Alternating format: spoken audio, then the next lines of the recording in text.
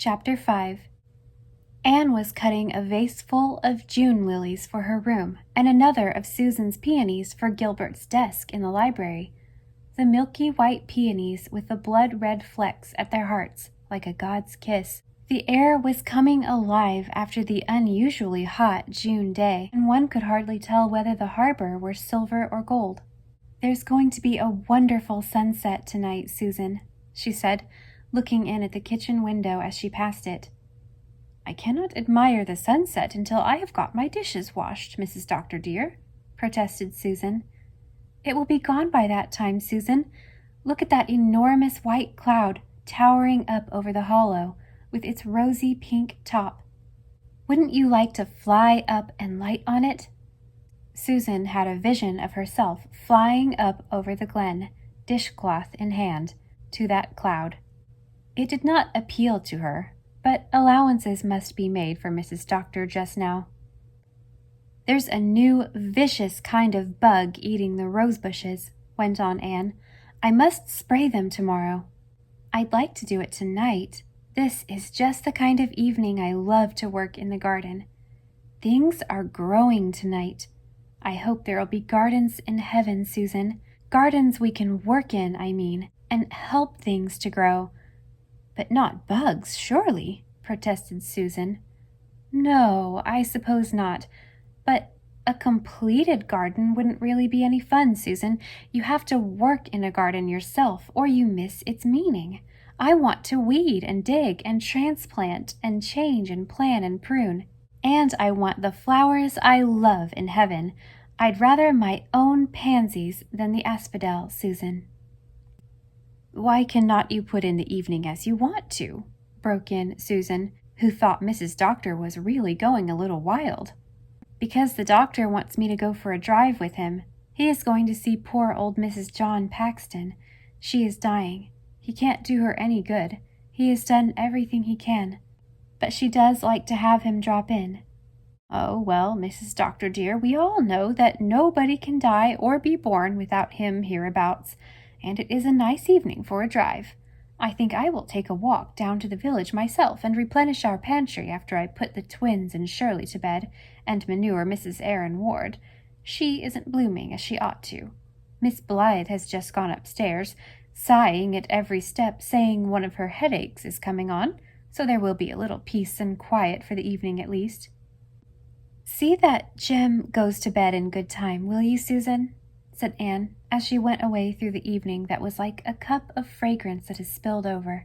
"He's really much tireder than he thinks he is, and he never wants to go to bed. Walter is not coming home tonight. Leslie asked if he might stay there." Jem was sitting on the steps of the side door, one bare foot hooked over his knee, scowling viciously at things in general, and at an enormous moon behind the Glen church spire in particular. Jem didn't like such big moons. "Take care your face doesn't freeze like that," Aunt Mary Maria had said, as she passed him on her way into the house. Jem scowled more blackly than ever. He didn't care if his face did freeze like that. He hoped it would. "Go away and don't come tagging after me all the time," he told Nan, who had crept out to him after Father and Mother had driven away. "Crosspatch," said Nan. But before she trotted off, she laid down on the step beside him the red candy lion she had brought out to him. Jem ignored it. He felt more abused than ever. He wasn't being used right. Everybody picked on him. Hadn't Nan that very morning said, "You weren't born at Ingleside like the rest of us"?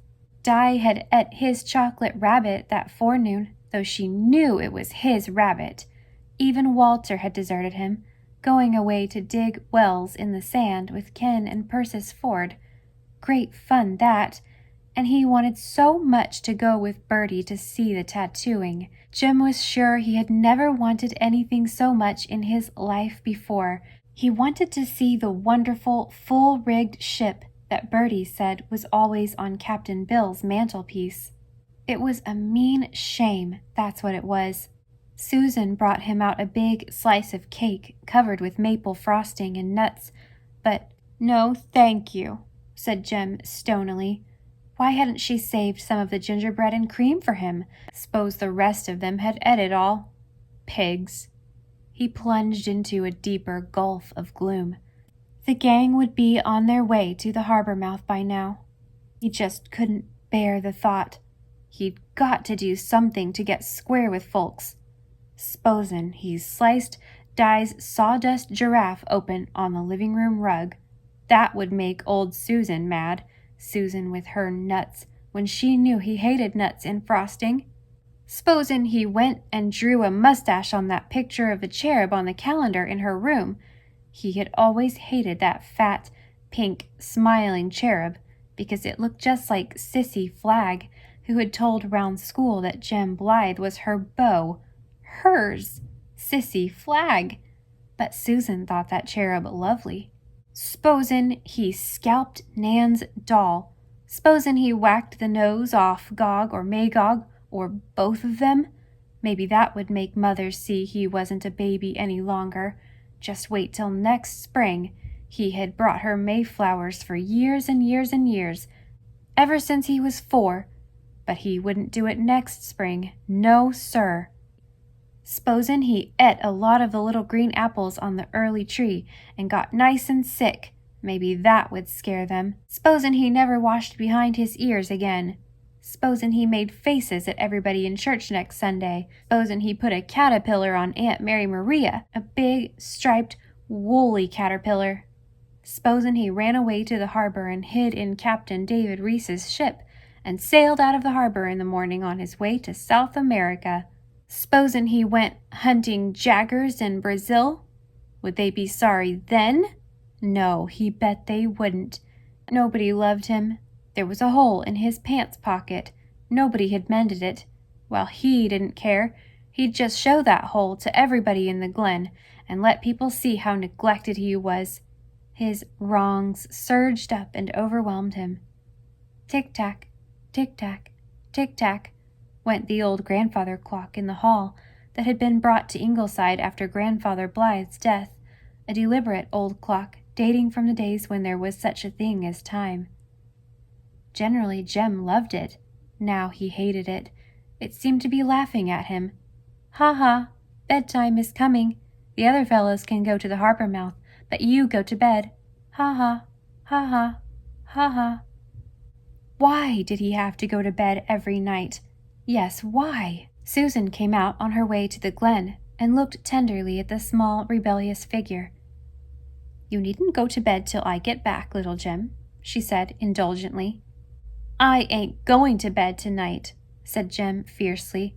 I'm going to run away. That's what I'm going to do, old Susan Baker. I'm going to go and jump into the pond, old Susan Baker. Susan did not enjoy being called old, even by little Jem. She stalked away in a grim silence. He did need a bit of disciplining. The shrimp, who had followed her out, feeling a yearning for companionship, squatted down on his black haunches before Jem, but got only a glare for his pains. Clear out! Sitting there on your bottom staring like Aunt Mary Maria. Scat! Oh, you won't you? Then take that! Jem shied Shirley's little tin wheelbarrow that was lying handily near, and the shrimp fled with a plaintive yowl to the sanctuary of the sweetbriar hedge. Look at that. Even the family cat hated him. What was the use of going on living? He picked up the candy lion.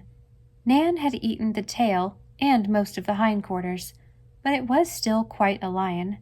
Might as well eat it. It might be the last lion he'd ever eat. By the time Jem had finished the lion and licked his fingers, he had made up his mind what he was going to do. It was the only thing a fellow could do when a fellow wasn't allowed to do anything.